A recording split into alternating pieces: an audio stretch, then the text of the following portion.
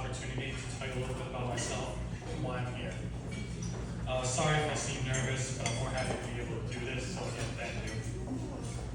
Growing up here on Long Island as a kid, I would idolize anything that was associated with the military.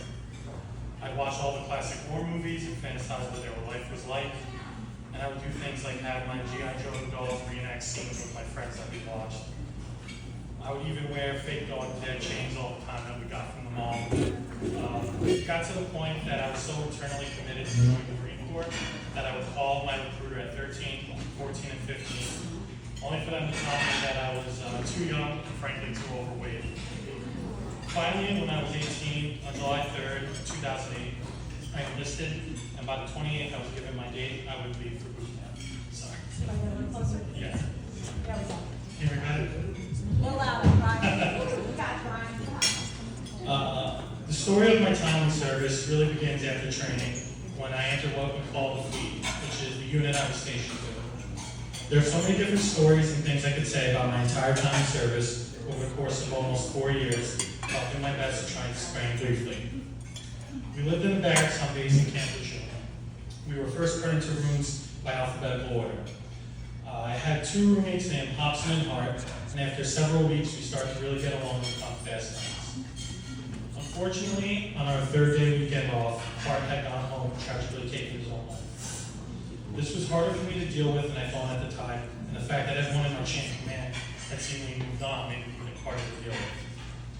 What followed this incident was my first non-judicial punishment, or NJP, for underage drinking, in which I bought beer for my roommates to drink, and when a room inspection happened the next day, then the beer cans were found, with me to blame for paying someone to buy. This gave me not only the punishment of what comes with an NJP, but animosity from everyone in my unit for being labeled a snitch and confessing who was involved. Now fast forward to my deployment in Afghanistan.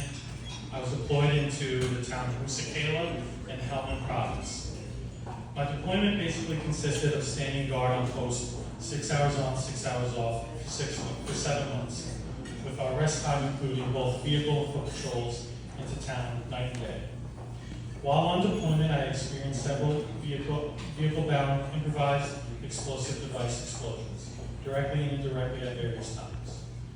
This had a significant effect on my abilities to stand post. Soon after my first explosion, I had been caught sleeping on post and given an additional 2 NJPs. Along with combat, there's an emotional trauma that's caused with losing some of the very close friends of mine, something I was aware that could happen, but not really prepared for when it did. After returning home, aside from brief post-deployment checkups, there was no real process for me to be able to cope with everything that I'd just been through. Not only did I have to deal with the normal struggles of a combat deployment, but I had to deal with having multiple NJPs on my record and the implications that would bring. While in front of the barracks, in an argument with a friend I had deployed with, I was seen pushing him by his shoulders. This incident is what led to my 4th and final NJP, and would begin the process to separate me from service with another honorable discharge. I know I've said a lot, almost too much. Truthfully, there's so much more I could say to give more context. However, this is the best part of the story because of how things will ultimately turn around. After getting out in 2012, I moved on from my time in service. Honestly, I was just scared and traumatized that even talking about it would be painful, let alone look for any benefits or any effort to get a discharge overturned, because it would just go wrong and crush me even further. However, I was truly blessed to have someone in my life who cared about me so much that it gave me the motivation to care again.